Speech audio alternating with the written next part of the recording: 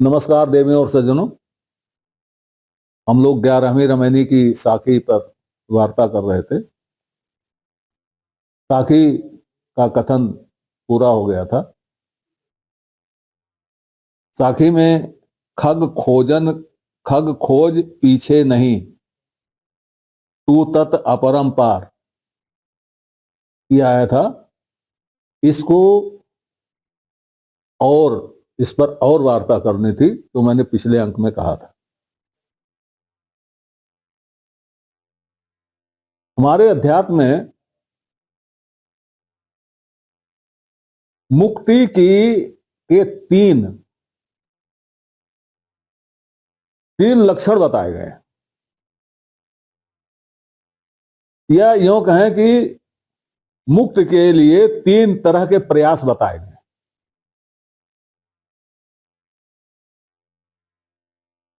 एक तरह का प्रयास होता है जिसको तपस्या कहते हैं। तपस्या, पठन पाठन, ये सब जो होता है उसमें तपस्या। तो तपस्या इतनी करनी पड़ती है कि कभी कभी आप कहानियों में सुनते होंगे कि तपस्या करते करते वो ढूह हो गए, उनके शरीर पर दीमकों ने घर बना लिया। ये सुनते होंगे। ऐसा कभी नहीं होता। अभी साखी में बताया गया, रामायणी में बताया गया, ये सब झूठी कहानियां हैं। शरीर में पिपीलिका घर बना लेगी तो शरीर कहां रहेगा, और तपस्या कैसे चलती रहेगी। जो इस तरह से तपस्या करता है, समाधि लगाता है, वो कोई क्लोरोफार्म सूंघ के थोड़ा बैठता है कि बेहोश हो गया आप चाहे काटो चाहे पीटो, ऐसा नहीं होता। ये लंबी लंबी कहानियां अचरज में डालने के लिए बनाई गई हैं, इनमें वास्तविकता नहीं है। खैर, तो एक मार्ग को कहते हैं पिपीलिका मार्ग। पिपीलिका आप दीमक समझ लीजिए, पिपीलिका आप चींटी समझ लीजिए। तो एक जो है मुक्ति का पथ पिपीलिका मार्ग कहा जाता है। तो पिपीलिका मार्ग क्या होता है कि वह देखा जा सकता है। चींटी जा रही है तो किधर से जा रही है आप देख सकते हो, और आप चींटी का पीछा कर सकते हो, दीमक का पीछा कर सकते हो। दिखाई देगी, चलती हुई दिखाई देगी, किस रास्ते गई ये दिखाई देगा। तो पिपीलिका मार्ग मुक्ति पाने का एक मार्ग है। यही पिपीलिका नाम से लोगों ने कहानियां गढ़ दी कि वो तपस्या करते करते दीमक उसकी शरीर पर हो गए। कहना चाहते हैं, कहना चाहिए था पिपीलिका मार्ग से गए तपस्या करते करते, लेकिन पिपीलिका मार्ग नहीं कहेंगे, इसमें कोई वो नहीं रहेगा। इसमें रहेगा कि आप दीमकों ने उसके उसके शरीर को ढूह बना दिया। ऐसी कहानियां आपने सुनी होंगी, पुराणों में दर्ज है। इसमें क्या होता है, सिद्धि संदिग्ध होती है। तपस्या करते करते शरीर को दीमक तो खा गए, लेकिन मुक्ति मिली कि नहीं मिली इसमें संदेह है।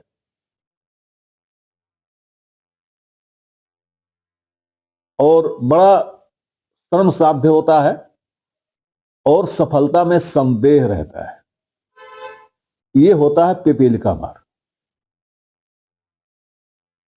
दूसरा होता है खग मार्ग। खग मार्ग, खग मार्ग ऐसा यूं समझिए कि अभी चिड़िया इस पेड़ पर बैठी थी, हमने देखा उसको, इस रंग की थी, ऐसी थी, वैसी थी, ये खा रही थी, ये पी रही थी। थोड़ी देर में हमने देखा चिड़िया उड़ी। अब उड़ के वो किस रास्ते कहां गई ये हमको नहीं मालूम। ये तो मालूम हुआ पूरब गई, लेकिन कैसे कैसे उड़ के गई और कहां पहुंची ये हमें नहीं मालूम। अब हम खोजने का उपक्रम करें उस चिड़िया को, तब नहीं खोज पाएंगे, पता नहीं कहां गई। तो इसको कहते हैं खग मार्ग। ये सिद्धि का खग मार्ग है। अभी बताएंगे खग मार्ग कैसे होता है। दूसरा होता है जिसको कहते हैं मच्छ मार्ग।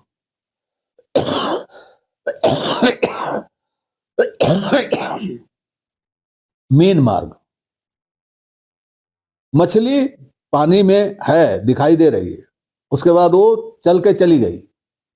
अब वो चली गई कहीं, अब उसका रास्ता आप नहीं खोज सकते, क्योंकि पानी बराबर हो गया और पानी में उसका निशान नहीं मिलता कि इधर से गई है। जितना देखे उतना ही जान सकते हो और नहीं जान सकते। ये हुआ मीन मार्ग। तो यहां पर केवल एक मार्ग की बात महात्मा कबीर कह रहे हैं, खग खोज। इन सारी पुस्तकों में जितनी भी बनाई गई हैं, इन सारी पुस्तकों में लोग खग खोजने निकले हैं, पंछी को खोजने निकले हैं। कबीर कहते हैं मत खोजो पंछी को, पंछी के पीछे मत पड़ो, कुछ नहीं मिलेगा।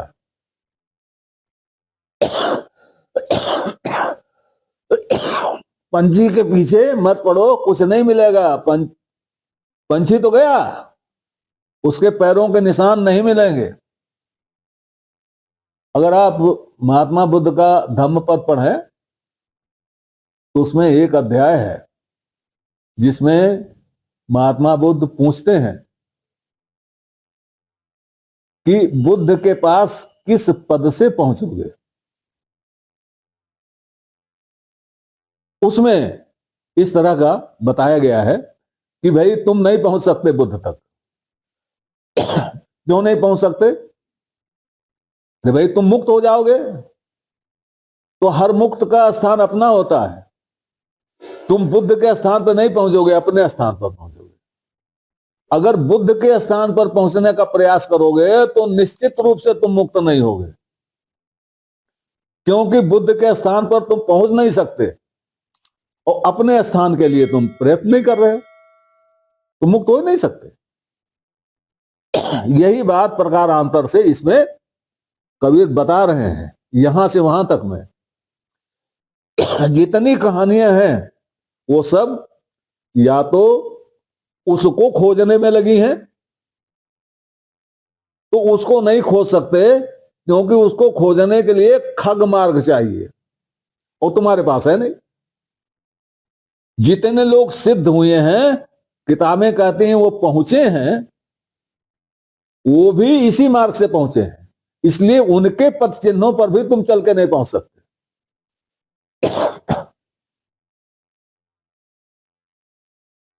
तो इसमें दो मार्ग हमने बताए, खग मार्ग और मीन मार्ग। बीजक में कबीर का एक पद है जिसके आधार पर आचार्य हजारी प्रसाद द्विवेदी ने कबीर को योग परक बताया है, और वह पद जो है उसको वो कहते हैं ये योग परक पद है। उसमें इन दोनों मार्गों का जिक्र आया है। मेरा मेरा मेरा मतलब खाली यही कहने का है कि उस पद में दोनों मार्ग एक साथ आए हैं। नमस्कार देवियों और सज्जनों, चैनल का नया अंक प्रस्तुत करते हुए मैं इन सभी दर्शकों का आभार व्यक्त करता हूं जिन्होंने चैनल को सब्सक्राइब किया, लाइक किया और जिनके प्रोत्साहन से चैनल नई ऊंचाइयां छू रहा है। नए दर्शकों से अनुरोध है कि वो कृपया पूरा अंक देखें, चैनल को सब्सक्राइब करें और अपनी लाइक दें, समय समय पर अपनी जिज्ञासा भी प्रकट करें। इसके लिए हम आपके आभारी रहेंगे। शुभम भूयात। नमस्कार। अब उसमें पंछी देख करके आचार्य द्विवेदी ने उसको योग घोषित कर दिया, क्योंकि योग में मयूर आता है। मयूर, टेक्निकल टर्म है योग का, मयूर, मयूर पंछी है। तो उसमें आया पद में, पंछी को खोज मीन को मारग, कहें कबीर दो भारी, अपरम पार पार पुरुषोत्तम मूरत की बलिहारी। अब इसको पता नहीं कहां से उन्होंने योग समझ लिया। अरे हमारे यहां जो सनातन का अध्यात्म है उसमें ये 3 मार्ग बहुत स्पष्ट रूप से बताए गए हैं, पिपीलिका मार्ग, मीन मार्ग और खग मार्ग। कबीर अपने पद में यही कह रहे हैं कि पिपीलिका मार्ग श्रम साध्य है लेकिन बहुत आसान है, धोनी धोनी लगा के बैठ गए। लेकिन ये खग मार्ग और मीन मार्ग ये बहुत मुश्किल है, और ये मार्ग मिलता नहीं है, अपने आप हो जाता है। जब उसकी कृपा हो जाती है तो अपने आप हो जाता है। तो पंछी को खोज मीन को मार्ग, कहें कबीर दो भारी, अपरम पार पार पुरुषोत्तम मूरत की बलिहारी। इसमें तो कबीर सीधे सीधे अपरम पार पार पुरुषोत्तम की मूर्ति पर बलिहारी जाते हैं। ये मूर्ति कौन सी है? अपरम पार पार पुरुषोत्तम की मूर्ति कौन सी है? वो मूर्ति हम ही हैं, वो मूर्ति आप ही हो।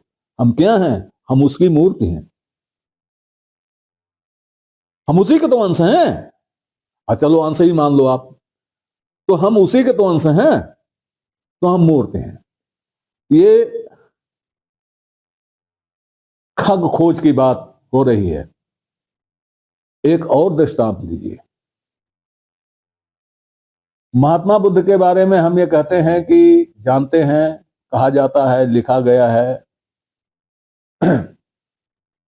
कि वो तमाम तपस्या करते, इधर उधर भटकते, गया पहुंच गए। तब तक वो कुछ नहीं थे। गया में एक पीपल के पेड़ के नीचे बैठे और उन्होंने समाधि लगाई। रोज